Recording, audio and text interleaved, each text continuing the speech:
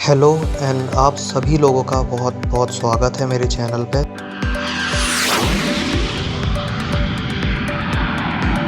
दोस्तों, क्या आपको पता है पिछले 2 हफ्तों में रशिया ने एक नहीं बल्कि कई बार कुछ नाटो अलायंस के देश जैसे कि पोलैंड और एस्टोनिया में घुसपैठ करने की कोशिश की है उनके फाइटर जेट्स और ड्रोन्स से, जिसकी वजह से नाटो को अपने फाइटर जेट्स उनके एयर स्पेस में भेजने पड़े और इमरजेंसी मीटिंग्स करनी पड़ी। क्या ये शुरुआत है एक नए कोल्ड वॉर की, या फिर ये एक खेल था रशियन मिलिट्री का एस्टोनिया और पोलैंड के बॉर्डर को टेस्ट करने के लिए? सिर्फ 12 मिनट में दुनिया एक बहुत बड़े मिलिट्री खतरे के एक कदम और ज़्यादा पास आ गई, जब 3 रशियन जेट्स एस्टोनिया के एयर स्पेस में घुसे, जो कि एक बहुत बड़ा वायलेशन था कई सालों में उनके एयर स्पेस का। इसी बीच कुछ दिन पहले ही पोलैंड के बॉर्डर पर भी रशियन ड्रोन्स देखे गए थे, जो कि है नाटो का ईस्टर्न फ्रंटियर, जहां पर नाटो मेंबर्स को अपने कुछ ड्रोन्स, अपने कुछ जेट्स उनसे इंगेज करने पड़े और रशियन ड्रोन्स को उन्होंने मार गिराया। और ये घटना कोई एक्सीडेंट की बात नहीं है। एक्सपर्ट्स का कहना है कि रशिया ये सब जानबूझ के कर रहा है नाटो मेंबर्स की अलर्टनेस को जानने के लिए और समझने के लिए। नाटो के आर्टिकल 4 और आर्टिकल 5 के हिसाब से ये एक रेड लाइन है, जो किसी भी देश को अगर वो क्रॉस करता है तो नाटो मेंबर्स सब मिलके और एक साथ उस पर मिलिट्री एक्शंस ले सकते हैं।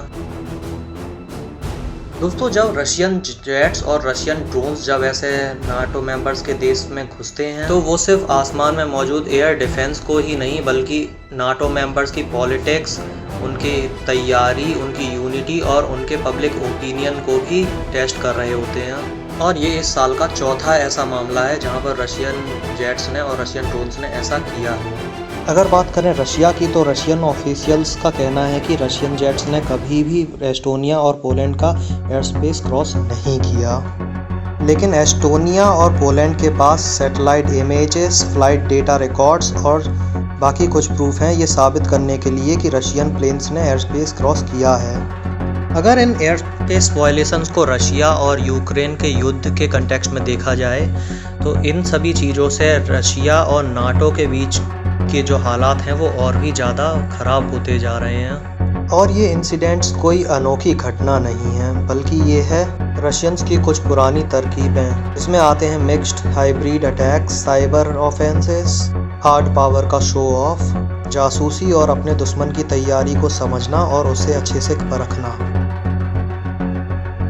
दोस्तों, इस बारे में एनालिस्ट्स का कहना है कि रशिया के द्वारा की गई प्रोवोकेशंस कोई रैंडम घटना नहीं है, बल्कि एक सोची समझी टेस्ट है जो कि वो कर रहे हैं देखने के लिए कि नाटो कितना तैयार है अगर रशिया अटैक कर देता है किसी साथी देश पर। और ये चीज़ किसी भी कॉन्फ्लिक्ट को एक क्राइसिस में बदल सकती है। तो बात आती है आगे क्या। नाटो अब हाई अलर्ट पर है और यूरोप के लीडर्स अब सख्ती दिखा रहे हैं और साथ ही साथ वो रशिया से एक ओपन वॉर को भी अवॉइड कर रहे हैं। दोस्तों, जैसे जैसे रशिया वेस्ट की तरफ दखलंदाजी बढ़ाता जा रहा है, वैसे ही कुछ गलत हो जाने का खतरा भी बढ़ता जा रहा है। तो दोस्तों, अब बात करते हैं आखिर इस युद्ध के आगे क्या रशिया और यूक्रेन का युद्ध ऐसे ही चलता रहेगा, या फिर एस्टोनिया और पोलैंड पर रशिया के दबाव की वजह से एक और युद्ध की शुरुआत होगी? और ये युद्ध का कौन सा रूप होगा? क्या ये एक वर्ल्ड वॉर का रूप ले लेगा, या फिर होगी कोल्ड वॉर 2 की शुरुआत? और कौन सा देश किस देश के साथ होगा? दोस्तों, आपको क्या लगता है अगर ऐसा कुछ होता है तो हमारा देश भारत क्या करेगा और हमारे ऊपर क्या इसका असर होगा?